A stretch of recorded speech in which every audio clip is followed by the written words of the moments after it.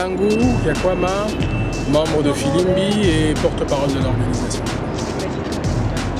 Bonjour, je suis Franck Otété, je suis membre de Filimbi et je m'occupe de stratégie et communication.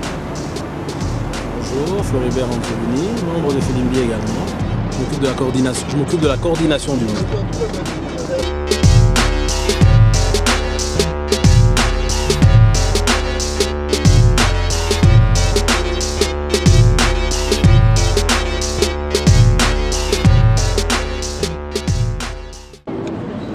Filimbi, ça veut dire coup de sifflet en Swahili, l'une des 4 langues nationales du Congo. Il y a Lingala, Swahili, Chiluba et le Kikongo. Donc en Swahili, Filimbi veut dire coup de sifflet. Coup de sifflet parce que quand en anglais, on dit, je vais passer par l'anglais pour traduire un peu, pour donner une notion équivalente. En anglais, on dit un whistleblower. En français, ils ont traduit ça par lanceur d'alerte. C'est-à-dire quand quelque chose ne va pas, il y a quelqu'un qui siffle. Donc nous, il nous a semblé que c'était une très belle notion de dire, voilà, quand quelque chose ne va pas, on siffle pour dire il y a un problème.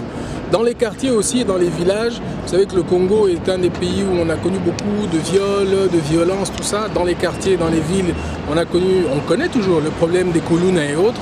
Donc quand il y a de l'insécurité dans un quartier, les gens s'organisent en veille, font des tours de garde, tout ça.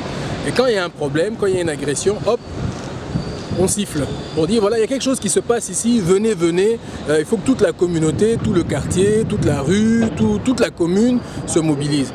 Donc il y a toute cette symbolique là derrière. Et puis il y a aussi le fait que dans les sports, il y a un arbitre qui regarde le jeu, il y a des règles qui sont connues de tous, que tout le monde doit appliquer. Et il y a un arbitre qui regarde, il laisse les gens jouer et il regarde comment les gens observent les règles. Et s'il y a quelqu'un qui n'observe pas les règles, qui commet une faute, l'arbitre siffle. Donc tout ça, c'est Filimbi. Au final, tout ce qu'on a pu donner comme signification, et en anglais, et en sport, et en ceci, au final, c'est des Congolais qui se mettent ensemble et qui disent ce qui est important pour nous, on va le dire, et on va veiller à ce que ce soit mis en place. C'est une très bonne question. Filimbi est né, on va dire, a eu deux grandes phases aujourd'hui. La première phase de Filimbi d'abord c'est un collectif. On ne l'a pas dit, c'est un collectif d'associations, d'individus et de toute personne qui partagent justement cette vision d'engagement citoyen des jeunes Congolais pour que les choses aillent de l'avant. Voilà la base même de Filimbi. Alors Filimbi a eu 2 phases. Au départ, ce sont des associations qui fonctionnaient de manière indépendante, qui étaient interconnectées mais qui fonctionnaient de manière indépendante. Vous avez une association comme Jeunesse pour une nouvelle société de Ben Kabamba qui avait pour mission de travailler sur, on va dire, la base. Donc depuis 2 à 3 ans, Ben et l'organisation Jeunesse pour une nouvelle société a fait un grand travail de base dans plusieurs provinces de la République démocratique du Congo. L'idée étant de rencontrer les jeunes, de créer un réseau, de commencer à conscientiser les jeunes sur ce concept de Filimbi, d'engagement citoyen finalement. Donc ça, c'était la première phase.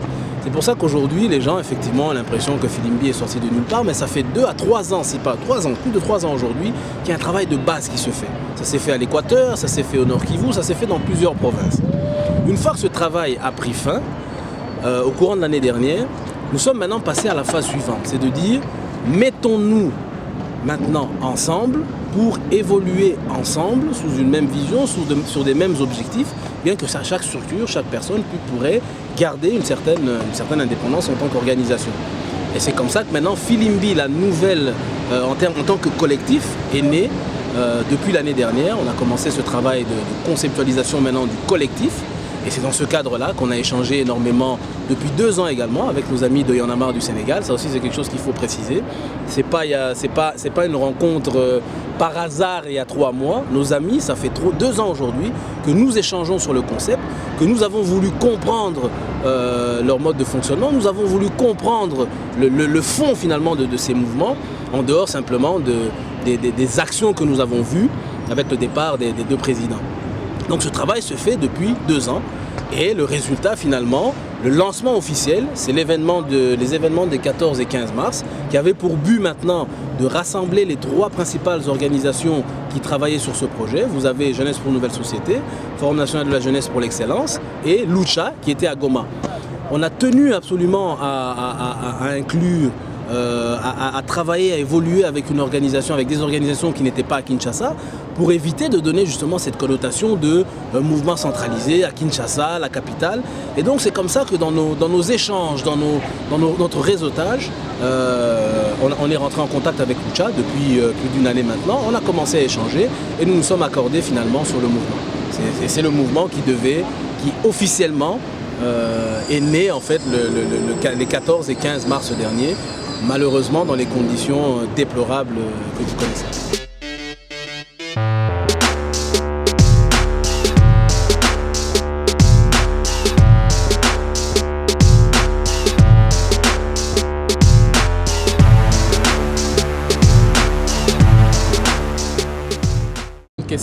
Vraiment une question intéressante et je crois qu'il va aussi intéresser les jeunes qui vont nous suivre pour comprendre un peu le pragmatisme de ce genre de mouvement.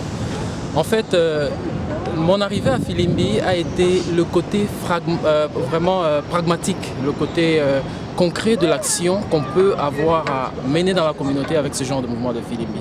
Moi, je suis cadre d'entreprise, je suis médecin à la base et je travaille dans une société multinationale de nutrition.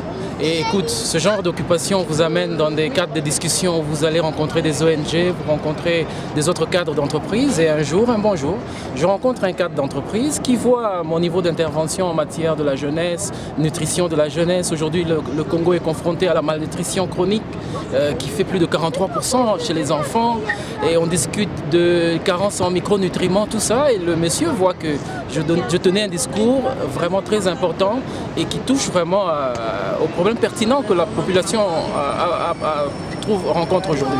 Alors le monsieur me parle, il me dit, mais écoute, nous faisons une réflexion de ce genre, mais nous le faisons sur un autre cadre, dans des discussions citoyennes, dans le cadre de l'engagement citoyen. Nous pensons que notre raisonnement peut aussi rencontrer le vôtre, que c'est presque le même combat, mais nous sommes sur une interface différente. Je dis, tiens, ça m'intéresse, et il m'invite voir d'autres amis, et je me retrouve dans une réunion de cadres de Filimbi. Et voilà, ils expliquent un peu la chose, ils disent voilà, aujourd'hui, les problèmes que nous avons avec les jeunes est de 3 ordres. Les jeunes doivent comprendre ce qu'ils sont, prendre conscience de leurs droits et leurs devoirs. Les jeunes aujourd'hui doivent comprendre que ces droits et devoirs leur sont garantis, mais il y a des niveaux d'exercice de pouvoir où se redistribuent un peu ces éléments-là. Ils doivent les comprendre. Et troisièmement, quand ils les ont compris, ils doivent être capables de pouvoir influencer ces différents niveaux pour leur exiger de rendre compte de tout ce qu'ils font pour rendre leur travail dans le meilleur de la population. C'est-à-dire la population doit trouver son bien, son intérêt dans ce que ses dirigeants sont en train de faire. J'ai trouvé ce raisonnement vraiment extraordinaire. Et depuis ce jour-là, je te dis, moi je suis un cadre qui travaille, qui reste au bureau très longtemps. Et malgré que je peux terminer mon travail à 20h, 18h30, 19h, après, s'il y a une réunion de Filimbi, je viens et je participe à cette réunion. Je me suis fait membre, je me suis fait cadre dans le mouvement et j'ai commencé à m'engager avec les autres amis. Et voilà pour mon arrivée à Filimbi. Et juste en parenthèse rapidement, toi le médecin, tu n'as pas eu peur de perdre ton boulot en allant t'engager dans ce genre de choses, sachant le pays dans lequel tu vis? Pas du tout, je sais très bien le pays dans lequel je vis et je connais les lois de ce pays, je connais la loi fondamentale de ce pays.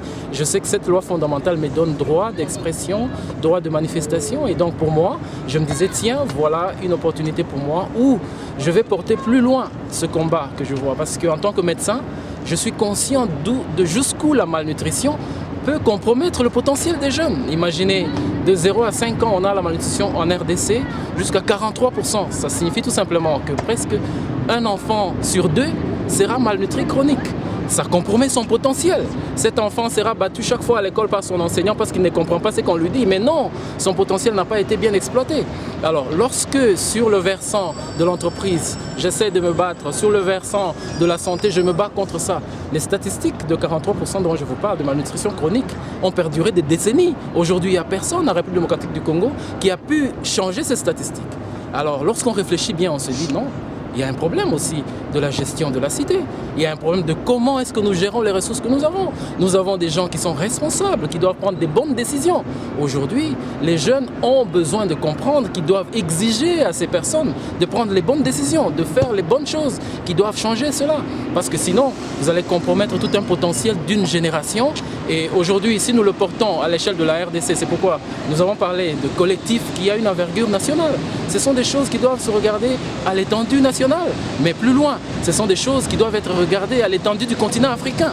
Moi, je suis un passionné du Congo, du militantisme. On parlait très rapidement, on parlait de panafricanisme, tout ça.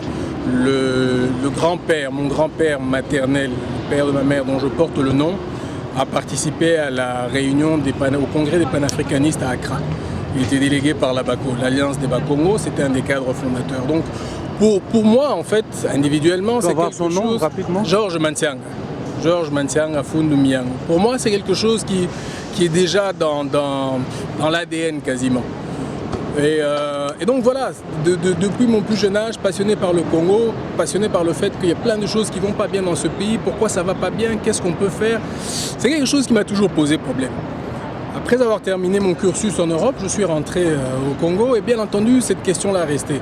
Et la difficulté pour moi, c'était de trouver le bon cadre.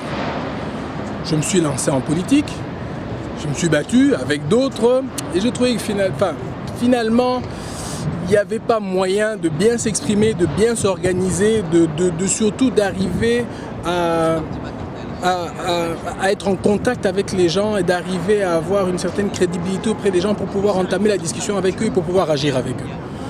Après ça, pas après ça, un peu en même temps, la politique me décevant de plus en plus, je me suis dit bon, regardons la société civile. Parce que bon, nous finalement, on est dans l'entreprise, parce que par ailleurs je suis entrepreneur, on est dans l'entreprise, on est engagé en politique, mais les gens qui sont vraiment à fond dedans, c'est les gens de la société civile, eux sont des purs et durs.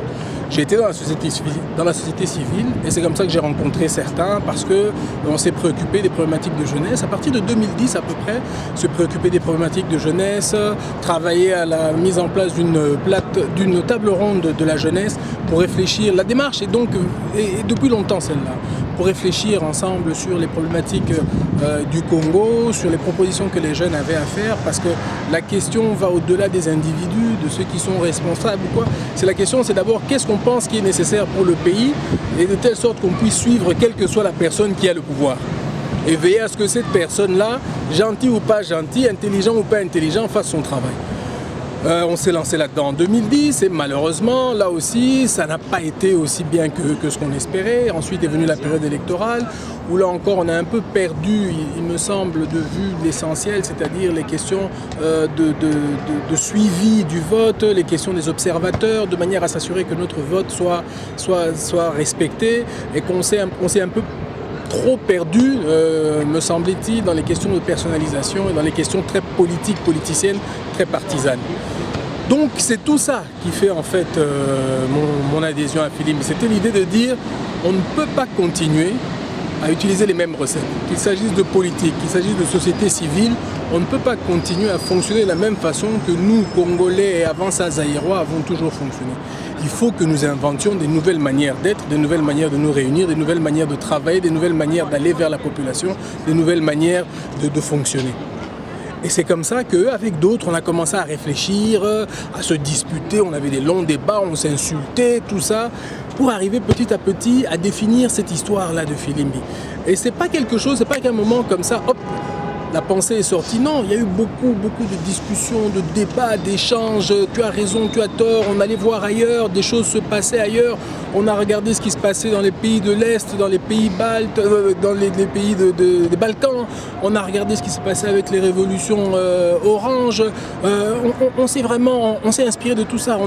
On a toutes ces idées, on les a mises dans nos têtes. Elles ont percolé tout doucement jusqu'à ce que ça commence à produire quelque chose. C'est pour ça qu'on entend, on aura l'occasion d'en parler, que oui, on est manipulé, que ceci, que cela. Si vous saviez depuis combien de temps on a engagé dans cette démarche, si vous saviez le nombre d'heures de réunions, de discussions, le nombre de documents, de papiers. D'ailleurs, on a ce problème aujourd'hui. Comme on est la génération numérique, on a mis beaucoup de choses sur ordinateur. Donc aujourd'hui, l'Agence nationale de renseignement a certaines de nos réflexions qui n'étaient peut-être même pas encore abouties et vont en tirer profit pour nous caractériser comme ceci, comme cela. Donc tout ce travail-là de réflexion et ainsi de suite, c'est ça qui a amené à ce qu'on dise à un moment, on va faire une nouvelle manière, on va adopter une nouvelle démarche et c'est ce que Floribert présentait tout à l'heure comme étant un petit peu comme les amis, on va dire l'amour du pays. L'amour du pays qui m'a été légué d'abord dans le cadre familial, par les parents. Le pays a toujours eu une priorité dans le cadre familial. Deuxièmement, il y a peut-être également mes origines. Je suis originaire d'un territoire, l'un des territoires les plus révolutionnaires reconnus comme tel, le territoire de Fizi, où justement l'amour du pays est très fort. L'amour du pays est très fort, l'indépendance du pays, l'intégrité du pays fait partie vraiment des valeurs très fortes du territoire. Donc j'ai grandi un petit peu là-dedans. C'est une première chose pour vous montrer un petit exemple. Je termine mes études et 3 semaines après, je prends un avion pour rentrer à Kinshasa. C'est simplement pour vous montrer à quel point le pays était pour moi une priorité. Maintenant, comment on en arrive à Filimbi? Personnellement, un peu comme Franck, je suis banquier depuis plus de 8 ans. Donc ma profession aujourd'hui, jusqu'à il y a 2 jours, était cadre dans l'une des banques, des principales banques congolaises. Mais dès mon retour en fait au Congo, en voyant la situation un petit peu dramatique que vit mon pays depuis plusieurs décennies, ma question était de savoir comment faire pour influencer pour que cette situation change. C'était la véritable question. Le premier réflexe a été, est-il possible d'influencer au niveau politique? Très rapidement, en regardant, en voyant l'environnement politique, la conclusion a été non. Mais la conclusion a été non après une réflexion menée avec les amis. Parce qu'en définitive, on s'est rendu compte que les politiques ne sont là que pour exécuter normalement ce que la majorité de la population leur demande d'exécuter, même si ce n'est pas le cas aujourd'hui au Congo. Et donc nous avons analysé, nous nous sommes dit non, il faut plutôt agir d'abord sur cette majorité pour que cette majorité acquiert les capacités d'influencer sur les politiques qui ne sont là que pour exécuter. Et c'est dans cette démarche que nous sommes entrés. Toute société a donc des citoyens qui agissent, et puis il y a des politiques qui exécutent, et il y a d'autres qui réfléchissent, et ainsi de suite. Et il y a des hommes d'affaires ou un milieu économique qui travaille. Donc c'est ça la société, mais le point décisionnel vient des citoyens et donc de la majorité des citoyens. Voilà comment on en arrive à Filimbi, voilà comment on arrive à bâtir Filimbi pour que la population et les citoyens puissent avoir cette capacité.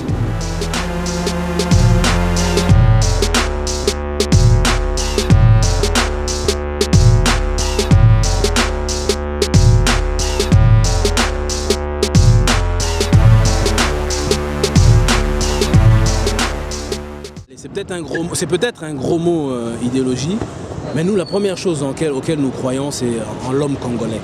C'est vraiment ça notre croyance. Nous croyons que le Congolais est capable de construire son concept, de bâtir un concept, de se bâtir une vision, de bâtir son futur, et c'est sur cette base-là que nous partons. On l'a vu, malheureusement ça a été interrompu. Nous avons aujourd'hui des gens, vous l'avez dit, Lumumba et d'autres qui se sont battus justement pour que le Congolais puisse développer ses propres capacités, son propre modèle. Je pense que c'est la base finalement de notre combat, c'est de dire croyons en l'homme congolais pour que le Congolais, lui maintenant, bâtisse et crée le meilleur schéma, la meilleure formule, le meilleur environnement pour son développement. Ça c'est très important, et que pas simplement qu'on nous emmène un développement extérieur, mais que ça vient sur un développement intrinsèque. Et c'est pour ça qu'il faut renforcer les citoyens pour que les citoyens puissent participer à ce développement et qu'ensuite maintenant nous puissions entrer en partenariat avec le reste du monde. Je pense que c'est la base, c'est un petit peu la base de notre combat. Et sur ce point-là, deuxième élément, c'est le pragmatisme. On a eu ce débat-là à plusieurs reprises au sein de Filimbi. Il y a des gens qui venaient, qui nous disaient oui, il faut être de gauche, il faut être de droite. Nous, on a toujours refusé ça. Nous, on a dit on est du Congo. Ah oui, il faut être lumumbiste, ah oui, il faut être abakiste. Parce que moi, par exemple, il disait il est de l'Est du pays, moi je suis de l'Ouest du pays. Je suis Mukongo, de tradition abakiste, fédéraliste. D'autres vont dire ils sont unionistes. Abakiste, précisez pour abakiste, c'est donc les membres, les partisans de l'Abako, Alliance des Bakongo. C'est pour dire qu'en termes d'influence idéologique, historique, culturelle, elles sont diverses. Nous sommes le Congo dans toute sa diversité. On a toujours veillé à ça. Il y a des gens de l'Est, il y a des gens de l'Ouest, il y a des gens du centre, il y a des gens du Nord, il y a des gens du Sud. On a toujours veillé à être le Congo dans toute sa diversité. Il y en a qui sont dans l'entreprise, il y en a qui sont dans les services de l'État, il y en a qui travaillent, il y en a qui ne travaillent pas, il y a des étudiants, il y a de tout. Ce que nous avons toujours dit, comme il a dit, 1, croire en l'homme congolais. 2, croire qu'en tant que Congolais, nous avons les capacités de réfléchir, de penser notre avenir et de travailler à ce que cet avenir arrive. Et l'élément que je veux ajouter, c'est celui-là, c'est de dire pragmatisme. Tu viens de quelque part, qui tu es, c'est pas un problème. Tu es Congolais. Mettons-nous ensemble. Qu'est-ce qu'il faut pour que ce bus fonctionne? Ah, je suis de gauche, de droite. Oui, c'est bien. Mais on fait comment pour que la bielle là fonctionne? Tu as une idée là-dessus? Tu es de gauche, ce n'est pas grave. Mets-toi sous le capot. Moi, je connais rien au bielle. Mais quand tu auras fini la bielle, moi, je sais comment on peut démarrer. Et puis lui, il est très fort en GPS. Lui, il saura comment nous amener à tel endroit. C'est comme ça qu'on fonctionne. On refuse ces étiquettes, on refuse ces labels. Nous voulons être pragmatiques et avancer. La situation politique au Congo, c'est une situation La situation politique au Congo nous laisse aujourd'hui beaucoup d'inquiétudes. C'est une situation où le régime en place a tourné à vouloir être le seul à pouvoir avoir un mot à dire, se considérer comme celui qui a le dernier mot, celui qui a la réalité que tout le monde autre ne peut pas avoir.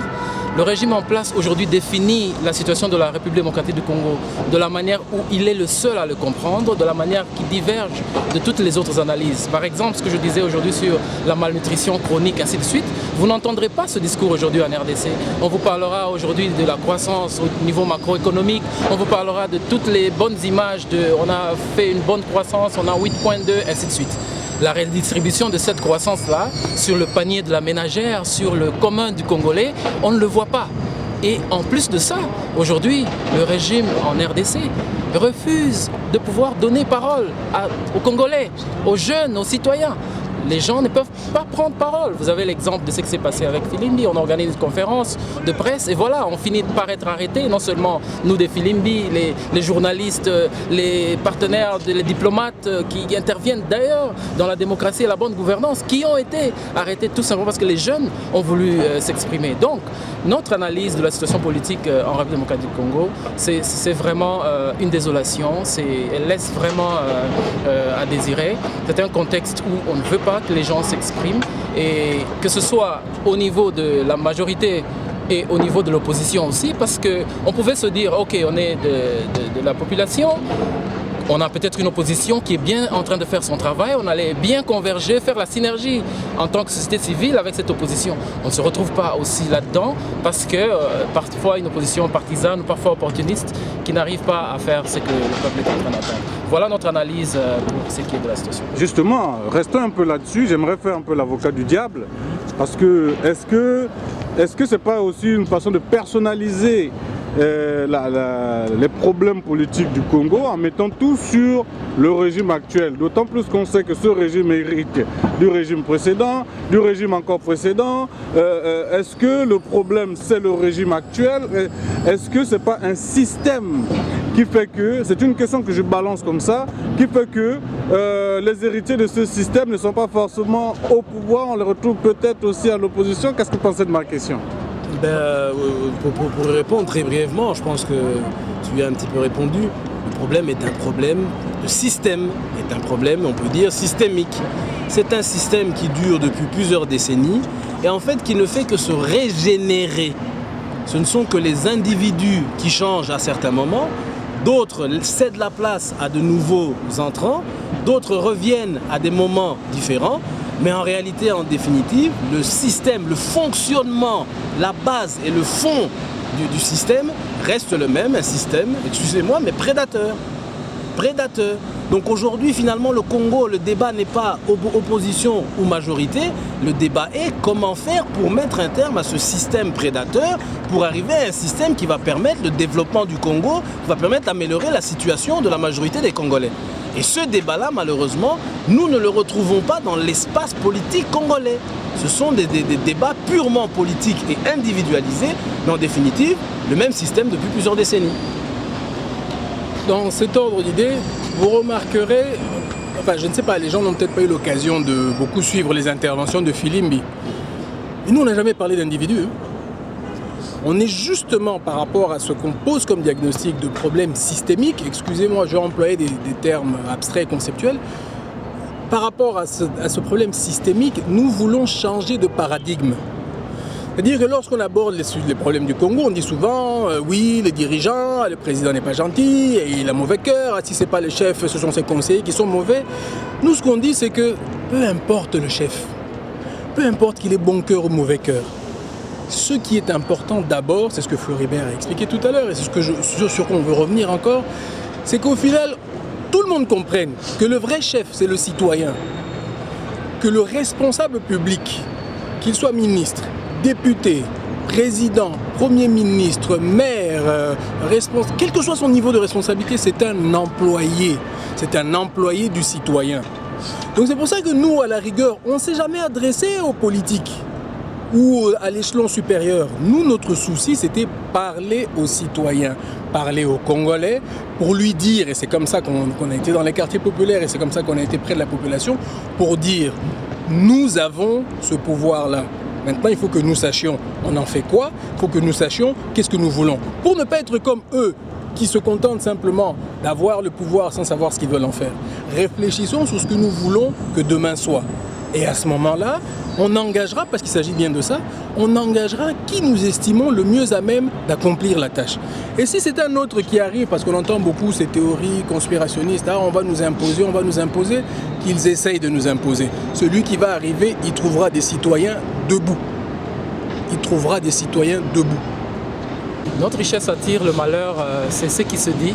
Et justement, les gens qui le disent à base de l'analyse qu'ils font aujourd'hui de la République démocratique du Congo, où jusqu'ici, justement, nous n'avons pas pu prendre à profit cette richesse énorme, c'est-à-dire le système, comme nous venons de dire ici, les différents systèmes qui se sont succédés, les dirigeants n'ont pas pu mettre à profit ces richesses de la République pour pouvoir les mettre au profit de la population et pour pouvoir aussi inscrire un cadre conceptuel bien intégré, bien structuré, de comment est-ce que le Congo va finalement interagir avec toute la communauté internationale. Aujourd'hui, nous sommes dans un monde, on n'est même plus dans un monde bipolaire où on était dans des poids différents, on est dans un monde où il y a le capitalisme qui règne, on est dans la mondialisation, il y a le besoin des matières premières. Aujourd'hui, il y a l'économie du marché.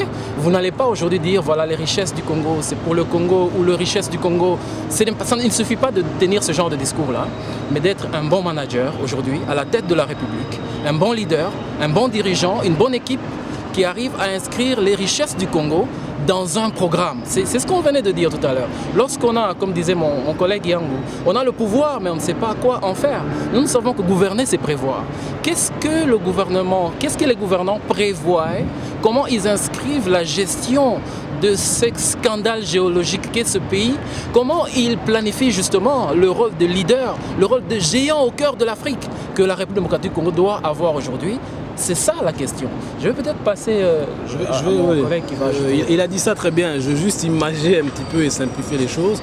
C'est comme dans une famille où vous avez 5 belles jeunes filles qui naissent dans une même famille. C'est très simple. Si les parents ne sont pas capables d'éduquer leurs filles, de les mettre dans des dispositions qui font que des hommes sérieux vont venir demander leurs mains pour les épouser, mais qu'est-ce qui va se passer? Ça va devenir, excusez-moi, des prostituées. Tout le monde va venir et tous les jeunes du quartier vont passer autour, et permettez-moi le terme, autour de ces demoiselles. C'est exactement ce qui se passe avec le Congo. Donc il est trop facile de dire simplement que les richesses du Congo sont pillées, mais tant et aussi longtemps que les parents n'ont pas mis l'environnement nécessaire pour que ces richesses ne soient pas pillées, mais ne nous étonnez pas qu'elles soient pillées, puisque les autres n'ont pas les mêmes intérêts que nous. Les jeunes garçons qui viennent chercher les filles ont un intérêt bien différent des intérêts de la famille. Non mais n'importe quel jeune homme rentre à n'importe quelle heure, il arrive, il s'assoit au salon, le papa ne dit rien, la fille elle se lève le matin, elle sort, elle rentre le lendemain ou le surlendemain, le papa ne dit rien, et vous dites oui mais les garçons du quartier sont pas gentils, mais d'accord, mais ce sont tes filles. Commence par éduquer tes filles. Les garçons du quartier ne sont pas gentils, ça c'est vrai. Éduque tes filles.